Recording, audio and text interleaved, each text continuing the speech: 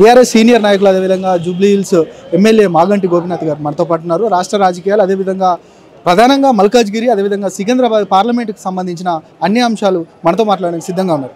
నమస్తే సార్. ప్రధానంగా చెప్పండి, సికింద్రాబాద్ అనేది ఎక్కువగా ఫోకస్ చేసినట్టు తెలుస్తూ ఉంది.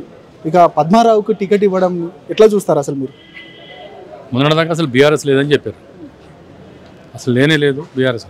వాళ్ళ పద్మారావు గారికి టికెట్ ఇవ్వగానే అందరు భయం పుట్టుకుంది, కాంగ్రెస్కి బీజేపీకి అందరు. ఏంది వీళ్ళు పద్మారావుని ఎట్లా తీసుకొచ్చారు? పద్మారావు మంచి పేరు ఉంది, ఆయన 4 సార్లు ఎమ్మెల్యే గెలిచాడు. ఆయన ప్రజల్లో 4 ఏళ్ళలో ఎప్పుడు అవినీతి పనులు చేయలేదు, దేంట్లో ఇన్వాల్వ్ కాలేదు, మంత్రిగా కూడా చేశాడు, ఏం దేంట్లో కూడా ఇన్వాల్వ్మెంట్ లేదు, మంచి పేరు తెచ్చుకున్నాడు. హైదరాబాద్ సికింద్రాబాద్ ప్రజలందరూ కూడా పద్మారావు అని బాగా మంచి ప్రజల నాయకుడు అని చెప్పి అందరూ కూడా అనుకుంటారు. అంటే అదే సికింద్రాబాద్కి సంబంధించి మొన్నటి వరకు మీ ఏదైతే మీ ఎమ్మెల్యేగా ఉన్న అతను ఇప్పుడు ప్రధానంగా మీ ప్రత్యర్థి అయిన సందర్భం కనబడుతుంది, దానన్న నాగేందర్. ఆయన పార్టీ మారడం పైన మీరు ఏం చెప్తారు అసలు? ఇప్పుడు మీరు ఎట్లా ఉన్నారంటే, మీరు కూడా ఆయన గతంలో అలవాటు టీడీపీలో గెలిచాడు, 3 రోజుల్లో కాంగ్రెస్ జాయిన్ అయ్యాడు. కాంగ్రెస్లో కొన్ని రోజులు గడిపాడు. మళ్ళీ బీఆర్ఎస్ అధికారంలో కానీ బీఆర్ఎస్ జంప్ చేశాడు. బీఆర్ఎస్ పార్టీలో 2 సార్లు ఎమ్మెల్యే. కొంచెం విశ్వాసం ఉండాలి కదా, అంత తొందర ఏమొచ్చింది? 3 నెలలకే నీకు అంత కంగారా? నీకు 3 నెలల్లో నీకు రాజకీయ మనుగడ ఏమైనా కనుమరుగవుతుందా? ఇవన్నీ అంచనా వేసుకోవాలి కదా. వేసుకోకుండా వెళ్ళిపోయాడు. కానీ ప్రజలు ఇమీడియట్లీ పార్టీ మారి నువ్వు ప్రజల్లో పోయి ఓటేయమంటే, ఇప్పుడు రేవంత్ రెడ్డి గారు రాళ్ళేసి కొట్టడానికి నిజంగా రాళ్ళేసి కొడతారు, దాగనం నాయకుడు.